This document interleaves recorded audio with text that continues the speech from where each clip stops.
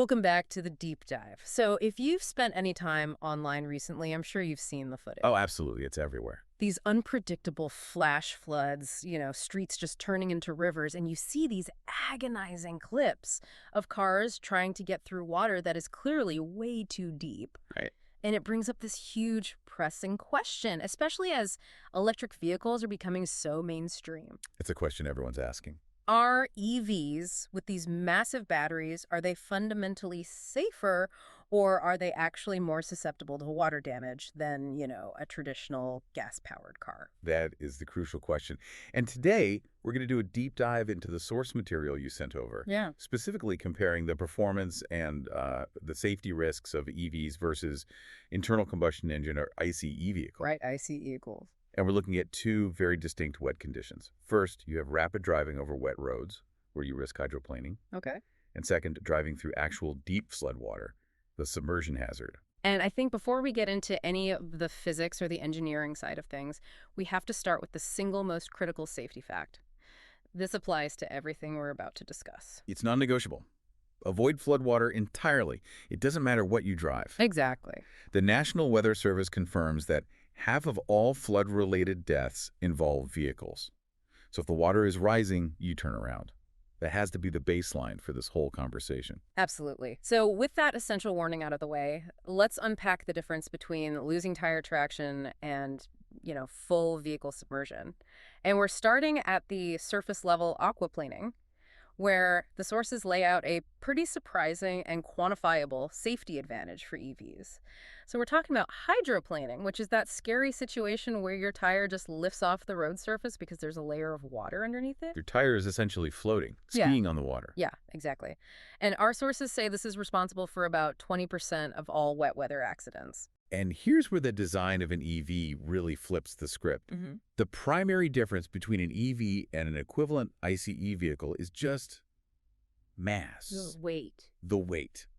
That huge battery pack means EVs are significantly heavier.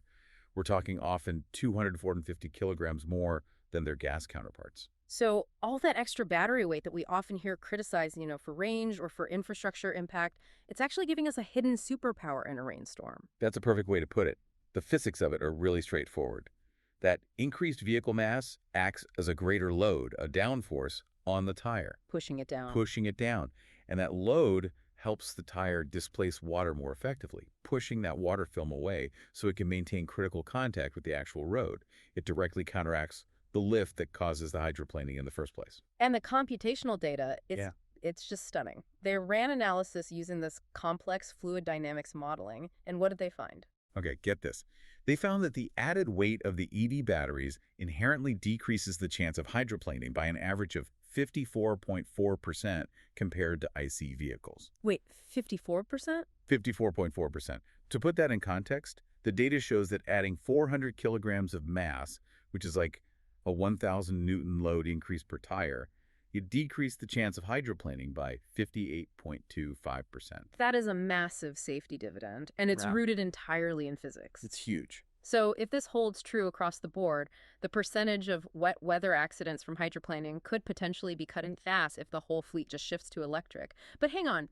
If we're seeing this huge safety benefit from added mass, doesn't that extra weight come with trade-offs in other safety areas, like increased wear and tear or maybe longer braking distances? It absolutely does. Every single design decision is a trade-off. While the mass helps significantly with hydroplaning, we do have to consider the secondary impacts of that increased load, and that's something we'll circle back to at the end. But for this specific phenomenon, the sources show the weight is a definitive positive. Okay, that makes sense. So managing a slick surface is one thing. What happens when the water is deep enough to actually reach the engine or the battery pack? Right. Let's pivot to the catastrophic risks of deep water submersion, because this is where the challenges for EVs and ICE cars really diverge dramatically. For the ICE vehicle, the risk is immediate, and it's potentially terminal.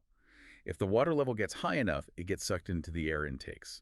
The engine then tries to compress water instead of air, and since water is incompressible, you get what's known as hydrolock. And how catastrophic is that failure usually? Oh, it's usually terminal.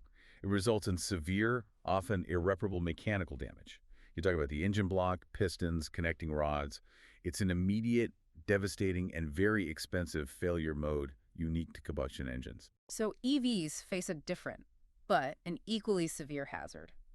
We know the battery packs are sealed for normal weather, but deep floodwater, especially flowing water or water with debris in it, can compromise those seals. And if water breaches that high voltage system, you get a short circuit and complete battery failure. And the most crucial, severe public safety risk here is fire. Fire. And this is especially true if the water is salt water, like from a coastal storm surge. We saw specific thermal incidents following Hurricane Idalia in 2023, and then again during Hurricane Helene in 2024. So why is saltwater uniquely hazardous to lithium-ion batteries compared to freshwater? This is where it gets really interesting. Right. So salt water dramatically increases the ionic conductivity of the water around the battery cell. If a seal is compromised, this highly conductive salt water rushes in, causing rapid and severe short circuits across any exposed terminals or cell casings. So the reaction is just way faster, way more violent. Way faster. It generates much more heat, far more quickly, which accelerates the chance of thermal runaway and fire compared to just, say, rainwater. That mechanism explains the urgency behind those public warnings we saw. I remember the Pinellas County Emergency Management Director, Kathy Perkins. She specifically warned that lithium-ion batteries need to be moved out of saltwater surge zones. She said they've seen them explode and cause fires. Which brings us to manufacturer waiting depths. And these are essentially tests of engineering tolerance. They're not operating instructions. Yeah, they're not a recommendation. Not at all. And the sheer disparity in these limits just highlights how varied the design approaches are. Indeed. I mean, we see these limits listed all over the map. The rugged Tesla Cybertruck lists a waiting depth of 32.5 inches.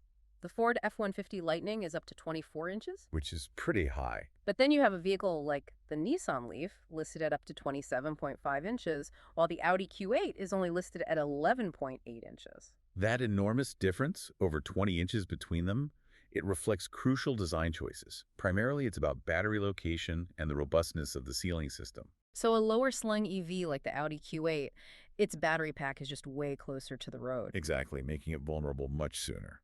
Yeah. The high weighting limits reflect an architecture designed to keep that battery pack high and dry. But again, these are absolute limits. Yeah. The AA still advises against driving through water deeper than 4 inches for any vehicle. 4 inches, that's not very deep at all. Not at all. Beyond the powertrain itself, other factors play a role too. We have to consider tire choice. Right. Some eco tires, which are designed specifically to maximize EV range, they might actually offer inferior adhesion on wet surfaces compared to standard performance tires. So that choice could partially cancel out the hydroplaning advantage we just talked about. It sounds like a constant negotiation of priorities. Yeah. But there is a structural advantage, right? The EV motor itself is generally completely sealed. It is. And it has far fewer exposed mechanical parts than a sprawling IC engine.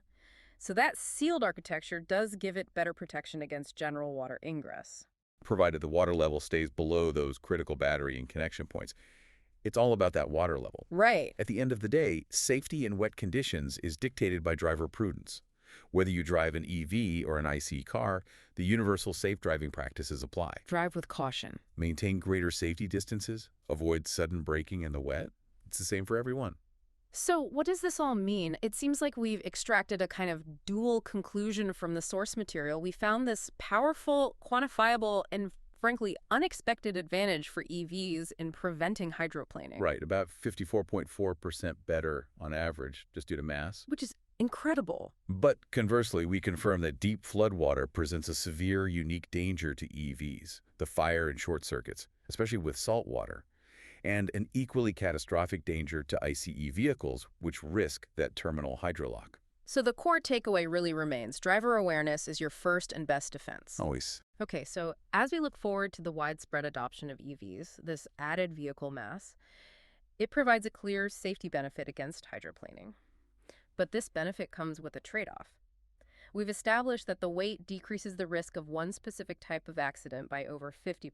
Which is a huge win. A huge win, but we have to ask, how should our infrastructure planning evolve to handle the secondary impacts of this significantly increased mass on things like, road wear, parking garage weight limits, and just overall road safety considerations? And that tension between safety benefits in one area and engineering challenges in another. Hmm. That's really the defining feature of any major technology adoption. It really is. Thank you so much for providing the sources for this fascinating deep dive. Yeah. We really hope this comparison helps you stay safer and better informed the next time the weather turns unpredictable. Absolutely. And be sure to follow our channel for more curated knowledge and insights on the biggest topics in tech and beyond.